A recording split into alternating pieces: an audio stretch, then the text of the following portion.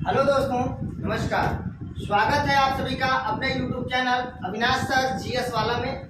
लगातार आप लोगों को 50 से अधिक प्रश्नों का संग्रह दे रहा हूं। दोस्तों, सभी महत्वपूर्ण प्रश्न हैं जो बार बार किसी न किसी एग्जामिनेशन में आए हुए हैं और भविष्य में भी किसी न किसी एग्जाम में आने की संभावना है।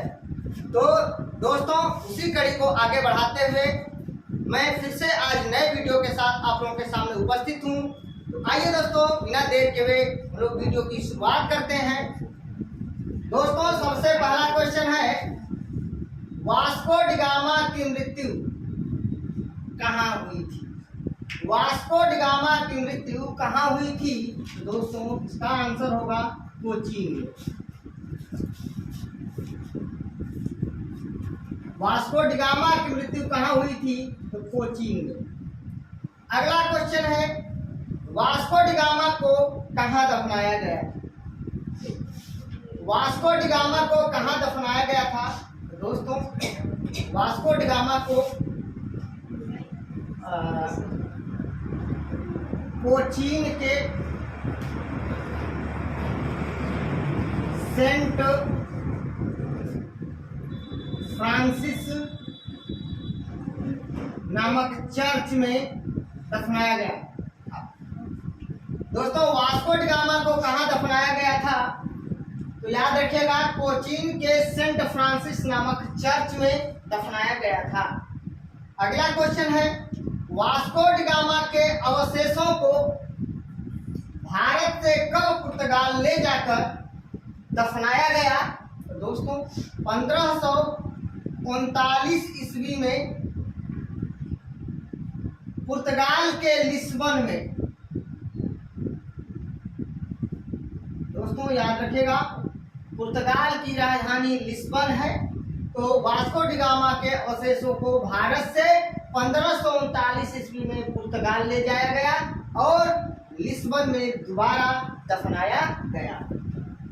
जब वास्को डी गामा की मृत्यु भारत के कोचीन में हुई, तब उसको कोचीन के सेंट फ्रांसिस चर्च में दफना दिया गया। फिर बाद में उसको 1539 ईस्वी में पुर्तगाल ले जाया गया और लिस्बन में उसको दफना दिया गया।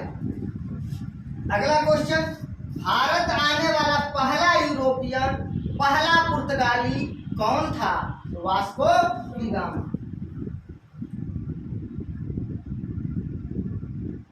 Vasco D gamma.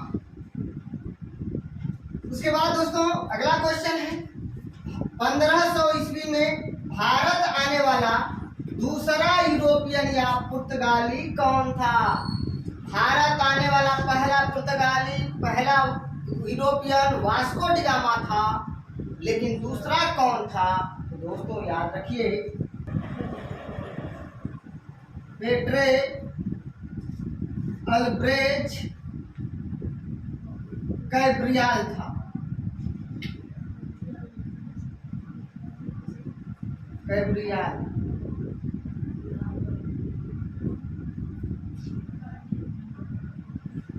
तो भारत आने वाला दूसरा पुर्तगाली या यूरोपियन 1500 ईस्वी में कौन था? तो पेड्रे अल्ब्रेच कैब्रियाल था। याद रखिएगा। तो 1500 ईस्वी में भारत आने वाला दूसरा यूरोपियन या पुर्तगाली कौन था? तो पेड्रे अल्ब्रेच कैब्रियाल था। अगला क्वेश्चन है, कांग्रेस की प्रथम महिला अध्यक्ष कौन थी? तो दोस्तों, Annie Besant. Shrimati Annie Besant, जो 1917 में कलकत्ता में कांग्रेस अधिवेशन की अध्यक्षता की थी। याद रखिएगा, 1917 में कांग्रेस के कलकत्ता अधिवेशन की अध्यक्षता श्रीमती एनी बेसेंट ने की थी, जो भारत की पहली महिला कांग्रेस अध्यक्ष थी। उसके बाद दोस्तों, अगला क्वेश्चन है कि कांग्रेस की प्रथम भारतीय महिला कांग्रेस अध्यक्ष कौन थी? दोस्तों, सबसे पहले मैं आपको बता दूं कि क्वेश्चन दो तरह से पूछा जाता है। एक प्रथम महिला कांग्रेस अध्यक्ष पूछा जाता है और दूसरा प्रथम भारतीय महिला कांग्रेस अध्यक्ष पूछा जाता है, अर्थात वो भारत की रहने वाली। एनी बेसेंट विदेश की रहने वाली थी, आयरलैंड की रहने वाली थी, जबकि सरोजिनी नायडू भारत की रहने वाली थी। तो कांग्रेस की प्रथम भारतीय महिला कांग्रेस अध्यक्ष सरोजिनी नायडू थी, जो 1925 में कानपुर कांग्रेस अधिवेशन की अध्यक्षता की थी और इसी अधिवेशन में ध्वज वंदना को पहली बार गाया गया था। ध्वज वंदना विजयी विश्व तिरंगा प्यारा झंडा ऊंचा रहे हमारा की रचना श्यामलाल गुप्ता पार्षद ने की थी। श्यामलाल गुप्ता पार्षद ने की थी ध्वज वंदना की रचना गणेश शंकर विद्यार्थी के कहने पर, याद रखिएगा। और इसे कांग्रेस के कानपुर अधिवेशन में 1925 में सरोजिनी नायडू की अध्यक्षता में पंडित जवाहरलाल नेहरू की उपस्थिति में इसको गाया गया था। तो इतना जरूर याद रखिएगा। तो भारत की प्रथम महिला कांग्रेस अध्यक्ष एनी बेसेंट 1917 में कलकत्ता अधिवेशन की अध्यक्षता और भारत की प्रथम भारतीय महिला कांग्रेस अध्यक्ष 1925 में कानपुर अधिवेशन की अध्यक्षता की थी सरोजिनी नायडू। अगले क्वेश्चन की बात करते हैं। कांग्रेस की स्थापना के समय भारत का वायसराय कौन था? अर्थात दोस्तों, कांग्रेस की स्थापना 28 दिसंबर 1885 को हुआ था। एवो ह्यूम ने किया था, एलन ऑक्टेवियन ह्यूम। कांग्रेस का पूर्व नाम INA था, इंडियन नेशनल एसोसिएशन या भारतीय राष्ट्रीय संघ था, जिसका नाम दादा भाई नौरोजी की सलाह पर कांग्रेस रखा गया। कांग्रेस का अर्थ होता है उत्तरदायी लोगों का समूह। उत्तरदायी लोगों का समूह होता है कांग्रेस का अर्थ होता है। और कांग्रेस नाम जो है दादा भाई नौरोजी की सलाह पर रखा गया और INA का नाम बदलकर कांग्रेस रखा गया। कांग्रेस का पहला अधिवेशन बंबई में हुआ था, 1885 में हुआ था, जिसके पहले अध्यक्ष WC बनर्जी थे, जिसे व्योमेश चंद्र बनर्जी भी कहा जाता था। तो ध्यान रखिएगा, कांग्रेस का पहले अधिवेशन की अध्यक्षता WC बनर्जी किए थे। कांग्रेस का पहला अधिवेशन बंबई में हुआ था। कांग्रेस के पहले अधिवेशन में कुल 72 प्रतिनिधि शामिल थे। और दोस्तों, कांग्रेस के पहले अधिवेशन में बहुत ही महत्वपूर्ण प्रश्न बताने जा रहा हूं, ध्यान रखिएगा। आगे इस प्रश्न का उत्तर भी आपको यहीं पे मिल जाएगा कि कांग्रेस के पहले अधिवेशन में 2 मुस्लिम सदस्यों ने भाग लिया था, जबकि कांग्रेस के दूसरे अधिवेशन में 33 मुस्लिम सदस्यों ने भाग लिया था और कांग्रेस के तीसरे अधिवेशन में 81 मुस्लिम सदस्यों ने भाग लिया था और कांग्रेस के चौथे अधिवेशन में 221 मुस्लिम सदस्यों ने भाग लिया था। तो याद रखिएगा दोस्तों, कांग्रेस की स्थापना के समय भारत का वायसराय लॉर्ड डफरिन था। याद रखिएगा, लॉर्ड डफरिन था। और लॉर्ड डफरिन ने कांग्रेस को सूक्ष्मदर्शी अल्पसंख्यकों की संस्था कह करके मजाक उड़ाया था। कांग्रेस को लॉर्ड डफरिन ने सूक्ष्मदर्शी अल्पसंख्यकों की संस्था कह करके मजाक उड़ाया था।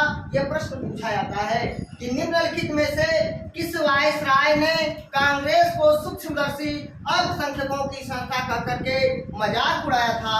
तो लॉर्ड डफरिन ने। तो दोस्तों, कांग्रेस के स्थापना के समय भारत का वायसराय लॉर्ड डफरिन था।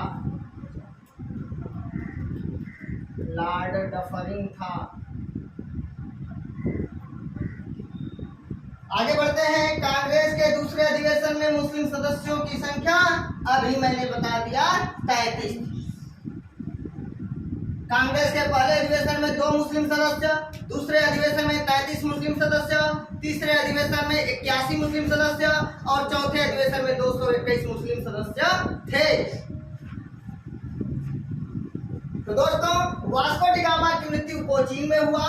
वास्को डी गामा को दफनाया गया था कहां पर? कोचीन के सेंट फ्रांसिस चर्च में। वास्को डी गामा के अवशेषों को भारत से कब पुर्तगाल ले जाकर दफनाया गया? 1539 में लिस्बन में दफनाया गया था। लिस्बन में दफनाया गया था। भारत आने वाला पहला यूरोपियन, पहला पुर्तगाली वास्को डी गामा था, जो 1498 ईस्वी में कालीकट के तट पर आया था। अब्दुल मजीद ने उसकी सहायता की थी और जमोरिन ने उसका स्वागत किया था। जमोरिन जाति का ब्राह्मण। दोस्तों 1500 ईस्वी में भारत आने वाला दूसरा यूरोपियन या पुर्तगाली कौन था? पेड्रे अल्ब्रेज कैब्रियल था। कांग्रेस की प्रथम महिला अध्यक्ष एनी बेसेंट 1917 में कलकत्ता अधिवेशन की अध्यक्षता की थी। कांग्रेस की प्रथम भारतीय महिला कांग्रेस अध्यक्ष सरोजिनी नायडू थी, जो 1925 में कानपुर अधिवेशन की अध्यक्षता की थी। कांग्रेस की स्थापना के समय भारत का वायसराय लॉर्ड डफरिन था। कांग्रेस की स्थापना उधर हो रहा था और डफरिन डफला बजा रहा था। तो ऐसे आपको याद हो गया होगा कि कांग्रेस की जब स्थापना हो रहा था तो डफरिन डफला बजा रहा था। तो डफला से डफरिन आपको याद आ जाएगा। कांग्रेस के स्थापना के समय भारत का वायसराय लॉर्ड डफरिन और कांग्रेस के दूसरे अधिवेशन में मुस्लिम सदस्यों की संख्या 33 थी। आगे बढ़ते हैं। देशभक्तों का देशभक्त सुभाष चंद्र बोस को किसने कहा था? तो दोस्तों देशभक्तों का देशभक्त सुभाष चंद्र बोस को किसने कहा था? निवेदिता मिथिलेश गांधी जी, महात्मा गांधी।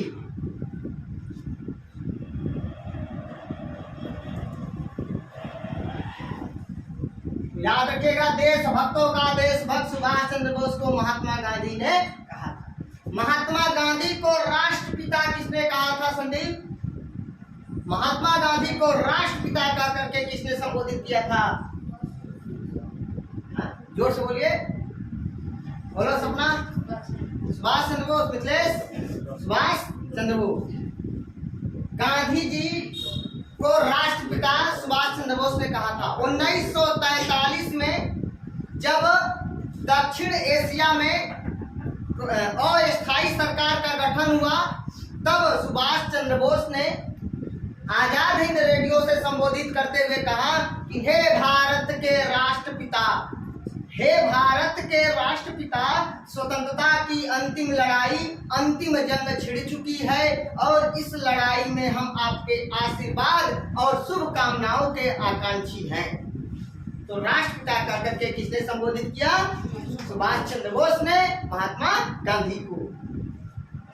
बापू शब्द किसने कहा है? पंडित जवाहरलाल नेहरू। और अर्धनग्न फकीर गांधी जी को किसने कहा? विंस्टन चर्चिल ने। और वन मैन बाउंड्री फोर्स की संज्ञा गांधी जी को किसने दिया है? One man boundary force Lord Mountbatten ने। लॉर्ड माउंटबेटन ने। चलिए आगे बढ़ते हैं। तो बच्चों, देश नायक रविंद्रनाथ टैगोर ने किस महापुरुष को कहा था? देश नायक रविंद्रनाथ टैगोर ने किस महापुरुष को कहा था? तो बच्चों याद रखिएगा, सुभाष चंद्र बोस को।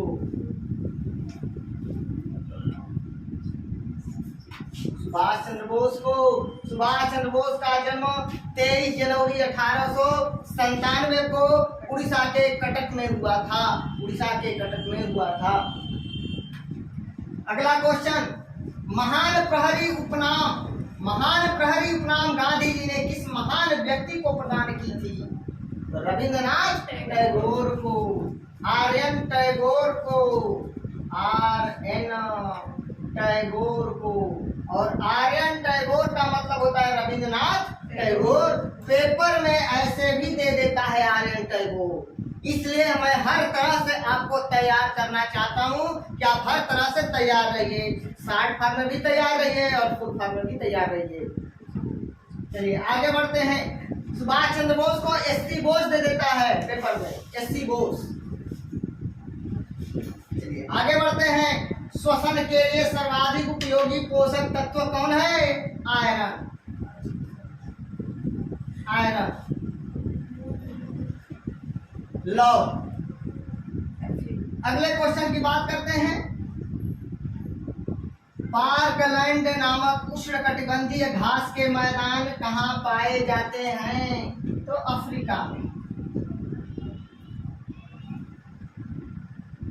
अफ्रीका। दोस्तों अगले क्वेश्चन की बात करते हैं। इकोलॉजी शब्द का प्रयोग सर्वप्रथम किसने किया? पारिस्थितिकी शब्द का प्रयोग सबसे पहले किसने किया? अर्नेस्ट हैकल ने। अर्नेस्ट हैकल ने किया। और क्वेश्चन अगर पूछा जाए कि पारिस्थितिकी के जनक कौन है, पारिस्थितिकी के जनक कौन है? तो अर्नेस्ट हैकेल। पारादीप बंदरगाह कहाँ है बच्चों? पारादीप बंदरगाह याद कर लीजिए, उड़ गया। कहाँ है? उड़ीसा। पारादीप बंदरगाह उड़ गया अर्थात उड़ीसा। याद करने के लिए मैं कुछ बता रहा हूँ, उड़ गया उड़ीसा। आगे बढ़ते हैं। तो पारादीप बंदरगाह कहाँ है? उड़ीसा में है। अगले क्वेश्चन की बात करते हैं। खनिज संपदा के लिए सर्वाधिक संपन्न बंदरगाह कौन है? पारादीप बंदरगाह।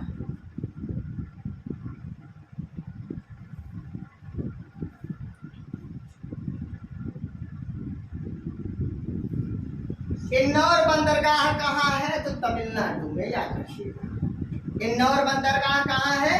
तमिलनाडु में। चलिए आगे बढ़ते हैं। झील के अध्ययन को क्या कहते हैं? झील के अध्ययन को क्या कहते हैं? लिम्नोलॉजी। Limnology, limnology, limnology. झील के अध्ययन को क्या कहते हैं संदीप? लिम्नोलॉजी। क्या कहते हैं? लिम्नोलॉजी। चलिए, भूकंप के अध्ययन को निकिता बताओ क्या कहते हैं? भूकंप के अध्ययन को निवेदिता, सपना? सिस्मोलॉजी कहते हैं। क्या कहते हैं? सिस्मोलॉजी।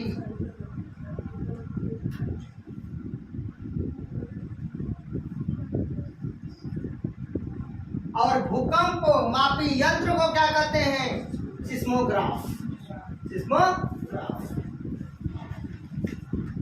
वृक्षों एवं झाड़ियों के अध्ययन को क्या कहते हैं? पता है? डेंड्रोलॉजी। क्या कहते हैं? डेंड्रोलॉजी। डेंड्रोलॉजी।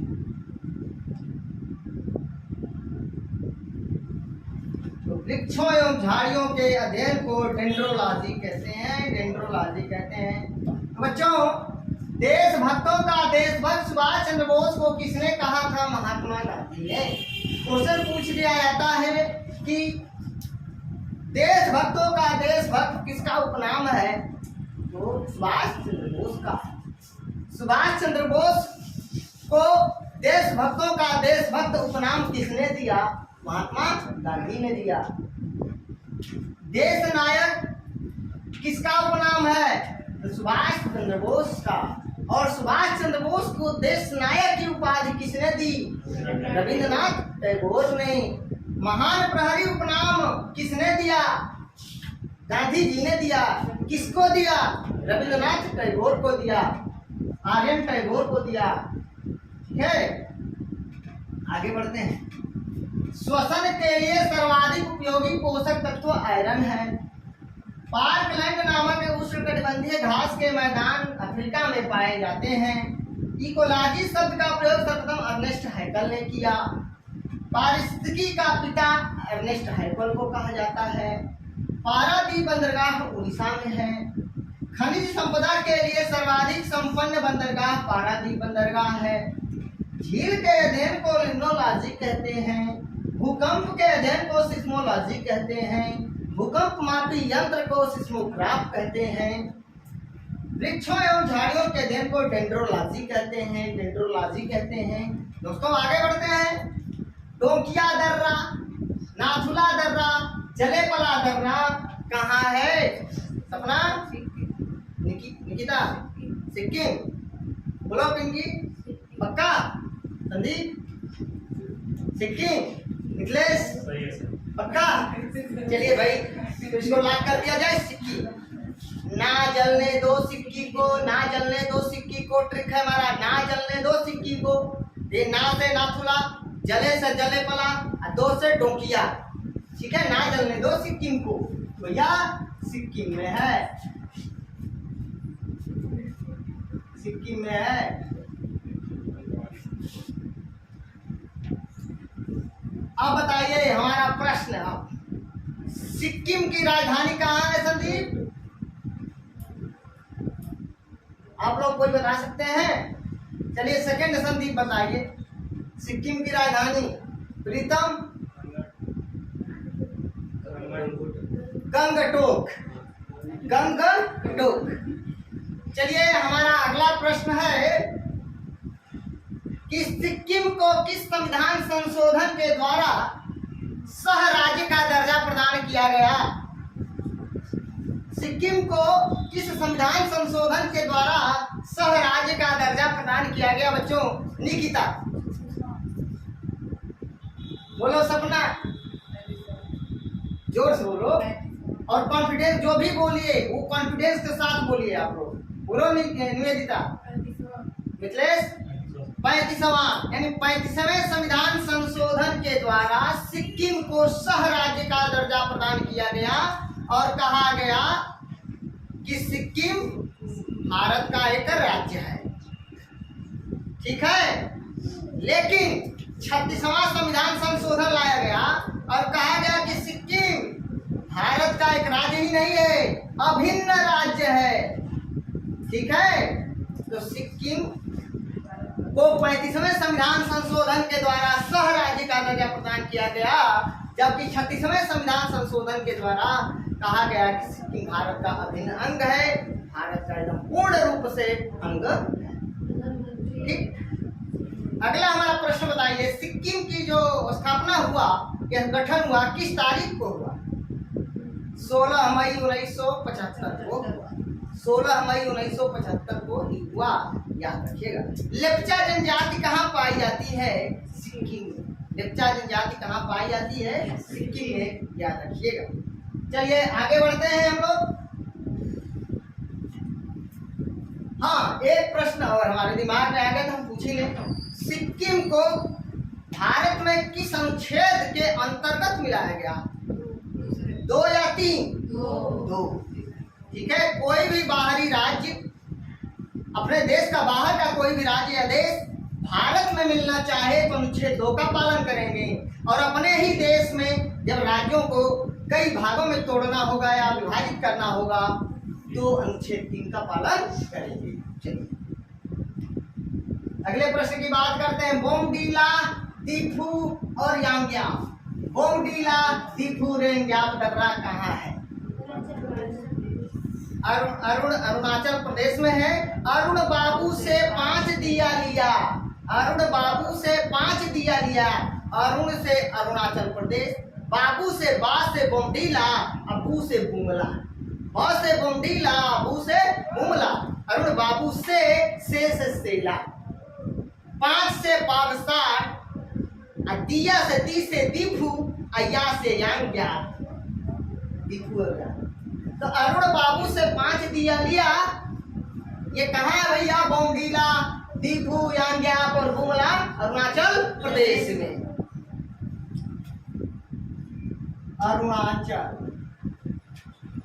अरुणाचल प्रदेश। और बच्चा बताइए, मिथिलेश पहले बताइए, अरुणाचल प्रदेश में लोकसभा की कितनी सीटें हैं? अरुणाचल प्रदेश में लोकसभा की कितनी सीटें हैं? बोला पिंकी। गरिमा बाकी रह गई हो, बताओ। पूजा यादव नहीं है, पूजा चौहान बताओ। निकिता,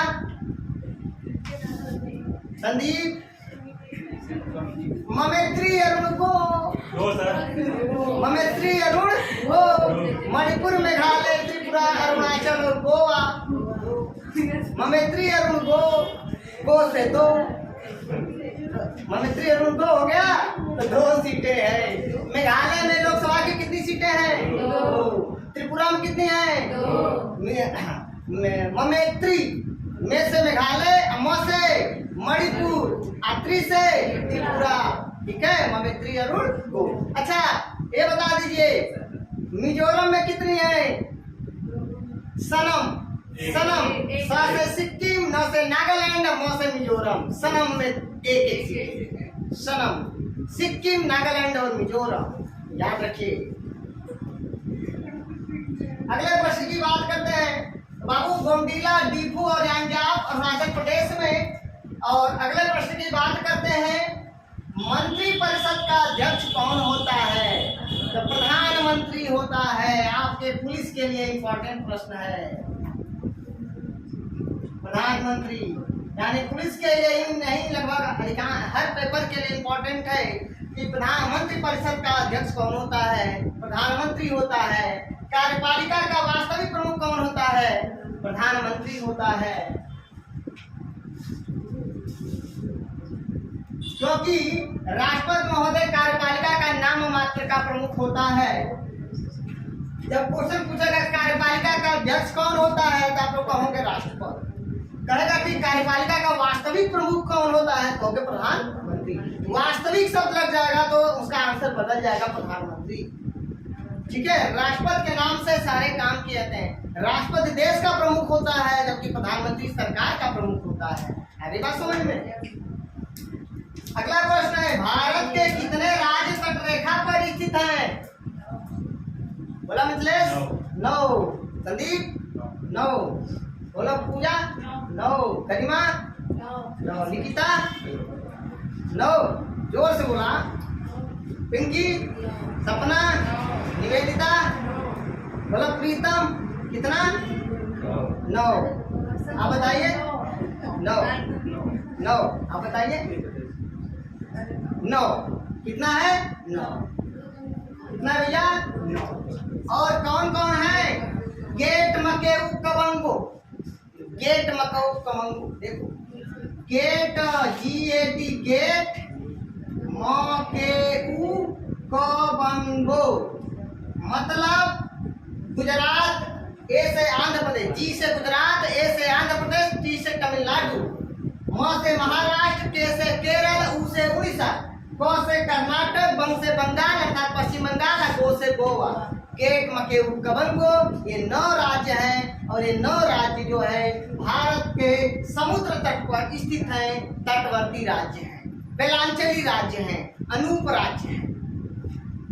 तो याद रखिए। आगे, प्रधानमंत्री अपना त्याग पत्र किसको देते हैं? तो राष्ट्रपति को देते हैं। प्रधानमंत्री अपना त्याग पत्र राष्ट्रपति को देते हैं, याद रखिए। और प्रधानमंत्री की नियुक्ति कौन करता है? राष्ट्रपति करते हैं अनुच्छेद 75 के अंतर्गत।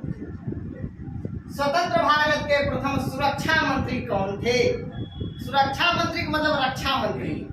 ठीक है, स्वतंत्र भारत के पहले सुरक्षा मंत्री कौन थे? गरिमा? सरदार बलदेव सिंह। सरदार बलदेव सिंह।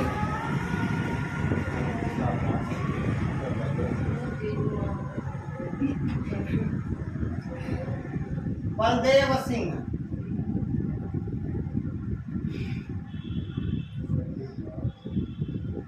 सरदार बलदेव सिंह। चलिए आगे बढ़ते हैं। स्वतंत्र भारत के प्रथम शिक्षा मंत्री कौन थे? बोला निवेदिता? सपना? चक्रवर्ती राजगोपालचारी, सी राजगोपालचारी। क्योंकि मौलाना अबुल कलाम आजाद जो है 1946 के मंत्रिमंडल में थे, जबकि 1947 में यानी स्वतंत्र भारत के हमने पूछा है तो उस समय सी राजगोपालचारी अर्थात चक्रवर्ती राजगोपालचारी।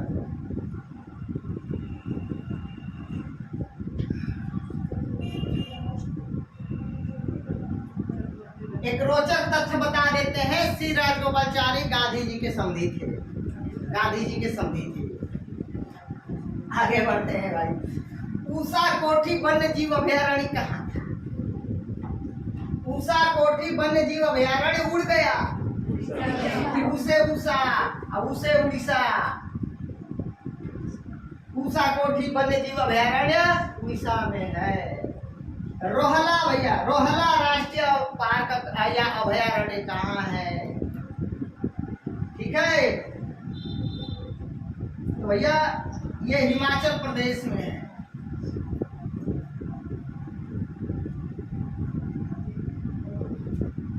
रोहला राष्ट्रीय पार्क का अभयारण्य कहाँ है? हिमाचल प्रदेश में है। अखिल भारतीय सेवाएं 3 प्रकार की होती हैं, IAS, IPS और IFS। ये अनुच्छेद 312 में है इसका उल्लेख। अखिल भारतीय सेवाओं का उल्लेख अनुच्छेद 312 में है और संघ लोक सेवा आयोग का उल्लेख अनुच्छेद 315 में है। राज्य लोक सेवा आयोग और संघ लोक सेवा आयोग तीनों दोनों का उल्लेख जो है अनुच्छेद 315 में है।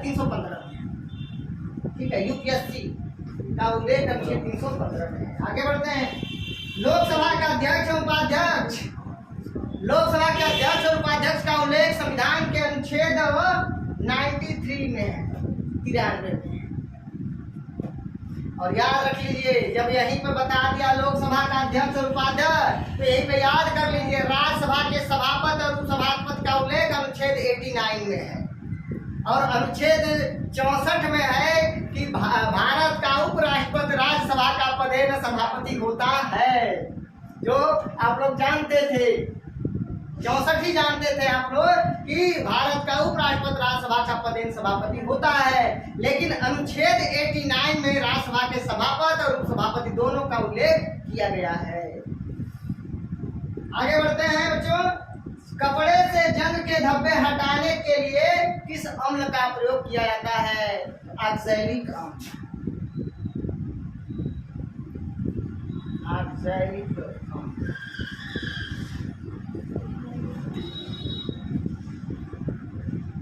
हृदय प्रत्यारोपण का आविष्कार किसने किया भैया? Christian Barnard. क्रिश्चियन बर्नार्ड ने, क्रिश्चियन बर्नार्ड ने, क्रिश्चियन बर्नार्ड ने। तो हृदय प्रत्यारोपण का आविष्कार क्रिश्चियन बर्नार्ड ने किया। बैक्टीरिया का आविष्कार लीवेनहॉक ने किया। लीवेनहॉक ने किया।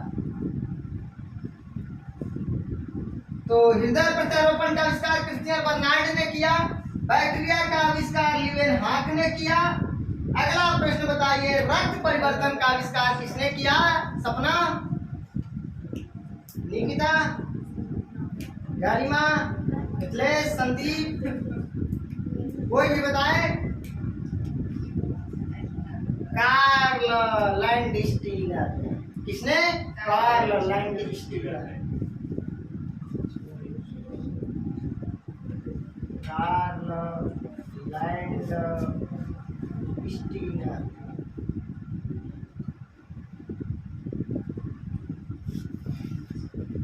कार्ल लैंडस्टीलर ने रक्त परिवर्तन का आविष्कार किया।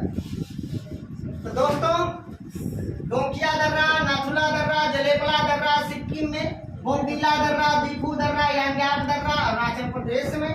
मंत्रिपरिषद का अध्यक्ष प्रधानमंत्री होता है। कार्यपालिका का वास्तविक प्रमुख और प्रधानमंत्री होता है, जबकि कार्यपालिका का अध्यक्ष राष्ट्रपति होता है। भारत के कितने राज्य तटरेखा पर स्थित है तथा समुद्र तट पर स्थित है? 9 राज्य। प्रधानमंत्री अपना त्यागपत्र किसको देते हैं? राष्ट्रपति को। स्वतंत्र भारत के प्रथम सुरक्षा मंत्री कौन थे? सरदार बलदेव सिंह। स्वतंत्र भारत के प्रथम शिक्षा मंत्री कौन थे? श्री राजगोपालाचारी। ऊषा कोठी वन्य जीव अभयारण्य कहाँ है? उड़ीसा में। रोहला राष्ट्रीय पार्क कहाँ है? हिमाचल प्रदेश में। अखिल भारतीय सेवाएं किस अनुच्छेद में है? अनुच्छेद 312 में। यूपीएससी अर्थात संघ लोक सेवा आयोग और राज्य लोक सेवा आयोग का अनुच्छेद 315 में। लोकसभा का अध्यक्ष एवं उपाध्यक्ष का उल्लेख अनुच्छेद 93 में। कपड़े से जंगल के धब्बे हटाने के लिए ऑक्सैलिक अम्ल का प्रयोग किया जाता है। राज्यसभा के सभापति और उपसभापति का उल्लेख अनुच्छेद 89 में अर्थात 89 में। हृदय प्रत्यारोपण का आविष्कार क्रिश्चियन बर्नार्ड ने किया। बैक्टीरिया का आविष्कार लीवेनहॉक ने किया। रक्त परिवर्तन का आविष्कार कार्ल लैंडस्टीलर ने किया। इसी के साथ दोस्तों आइए एक बार फटाफट रिवाइज कर लीजिए। वास्को डी गामा की मृत्यु कहाँ हुआ? कोचीन में। वास्को डी गामा को कहाँ दफनाया गया? कोचीन के सेंट फ्रांसिस चर्च में। वास्को डी गामा के अवशेषों को भारत से कब पुर्तगाल ले जाकर दफनाया गया? 1539 ईस्वी में। कहाँ पर? लिस्बन में, पुर्तगाल की राजधानी लिस्बन। भारत आने वाला पहला यूरोपियन कौन था? भारत आने वाला पहला पुर्तगाली कौन था? Vasco D gamma. 1500 ईस्वी में भारत आने वाला दूसरा यूरोपियन या पुर्तगाली कौन था? पेड्रे अल्ब्रेज कैब्रियल। कांग्रेस की प्रथम महिला अध्यक्ष कौन थी? कब? कहाँ पे? कलकत्ता। कांग्रेस की प्रथम महिला अध्यक्ष एनी बेसेंट 1917 में कलकत्ता अधिवेशन की अध्यक्षता की थी। कांग्रेस की प्रथम भारतीय महिला कांग्रेस अध्यक्ष कौन थी? सरोजिनी नायडू। कब? 1925 में। किस अधिवेशन में? कानपुर अधिवेशन की अध्यक्षता की थी। कांग्रेस की स्थापना के समय भारत का वायसराय लॉर्ड डफरिन था। कांग्रेस के दूसरे अधिवेशन में कितने मुस्लिम सदस्यों ने भाग लिया था? 37। देशभक्तों का देशभक्त सुभाष चंद्र बोस को किसने कहा था? महात्मा गांधी ने। महात्मा गांधी ने देशभक्तों का देशभक्त कहकर के किसे संबोधित किया था? सुभाष चंद्र बोस को। देश नायक रविंद्रनाथ टैगोर ने किस महापुरुष को कहा था? सुभाष चंद्र बोस को। देश नायक की पदवी किस महापुरुष ने दिया? रविंद्रनाथ टैगोर ने। महान प्रहरी उपनाम रविंद्रनाथ टैगोर को किसने दिया? गांधी जी ने। और महान प्रहरी किसका उपनाम है? रविंद्रनाथ टैगोर का। श्वसन के लिए सर्वाधिक उपयोगी पोषक तत्व आयरन है। पार्कलैंड नामक उष्णकटिबंधीय घास के मैदान अफ्रीका में पाए जाते हैं। इकोलॉजी शब्द का प्रयोग सर्वप्रथम अर्नेस्ट हैकल ने किया। पारादीप बंदरगाह कहाँ है? उड़ीसा में। इकोलॉजी शब्द का प्रयोग सर्वप्रथम किसने किया? अर्नेस्ट हैकल ने। श्वसन के लिए सर्वाधिक उपयोगी पोषक तत्व कौन है? आयरन है। पार्कलैंड नामक उष्णकटिबंधीय घास के मैदान कहाँ पाए जाते हैं? अफ्रीका में। पारादीप बंदरगाह कहाँ है? उड़ीसा में। खनिज संपदा के लिए सर्वाधिक संपन्न बंदरगाह? पारादीप बंदरगाह। झीलों के अध्ययन को क्या कहते हैं? लिम्नोलॉजी। सिस्मोलॉजी के अंतर्गत किसका अध्ययन किया जाता है? भूकंप का। डेंड्रोलॉजी के अंतर्गत किसका अध्ययन किया जाता है? वृक्षों एवं झाड़ियों का अध्ययन किया जाता है डेंड्रोलॉजी के। सर्पों का अध्ययन सर्पेंटोलॉजी के अंतर्गत किया जाता है। छिपकली का अध्ययन ओफियोलॉजी के अंतर्गत किया जाता है। डोंगिया दर्रा, नाथुला दर्रा, जलेपला दर्रा सिक्किम में। बोमडीला दर्रा, दीपू दर्रा, यांग्याप दर्रा अरुणाचल प्रदेश में। मंत्रि परिषद का अध्यक्ष कौन होता है? कार्यपालिका का वार्षिक प्रमुख कौन होता है? प्रधानमंत्री। भारत के कितने राज्य तटरेखा पर स्थित है? 9 राज्य। गेट मकेउ कबंको। गुजरात, आंध्र प्रदेश, तमिलनाडु, महाराष्ट्र, केरल, उड़ीसा, कर्नाटक, पश्चिम बंगाल और गोवा। प्रधानमंत्री अपना त्यागपत्र किसे देते हैं? राष्ट्रपति को। स्वतंत्र भारत के प्रथम सुरक्षा मंत्री कौन थे? सरदार बलदेव सिंह। स्वतंत्र भारत के प्रथम शिक्षा मंत्री कौन थे? श्री राजगोपालाचारी, चक्रवर्ती राजगोपालाचारी। उषा कोटली वन्य जीव अभयारण्य कहाँ है? उड़ीसा में। रोहला राष्ट्रीय पार्क कहाँ है? सतकोसिया राष्ट्रीय पार्क कहाँ है? उड़ीसा में। ठीक है। सिमली पाल कहाँ है? उड़ीसा में। भीतरकनिका कहाँ है? उड़ीसा में। सिमली पाल सिम उड़ी, भीतरकनिका भीत उड़ी, सतकोसिया सत उड़ी। अखिल भारतीय सेवाएं किस अनुच्छेद में?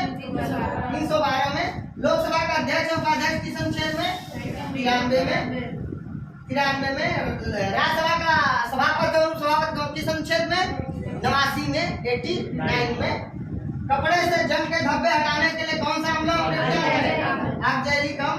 हृदय प्रत्यारोपण का आविष्कार क्रिस्टियन बर्नार्ड ने। बैक्टीरिया का आविष्कार लिवेन हाफ ने।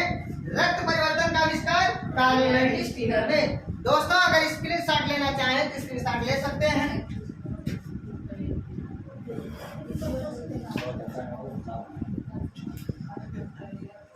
दोस्तों, अगर आप लोगों को मेरा वीडियो अच्छा लगे प्लीज दोस्तों लाइक कमेंट शेयर करके मुझे सूचित जरूर करिए। अगर मेरे वीडियो में किसी प्रकार का कोई कमी नजर आए तो मुझे सूचित जरूर करिएगा। और दोस्तों, आज का हमारा एक प्रश्न है, राष्ट्रीय विकास परिषद का अध्यक्ष कौन होता है?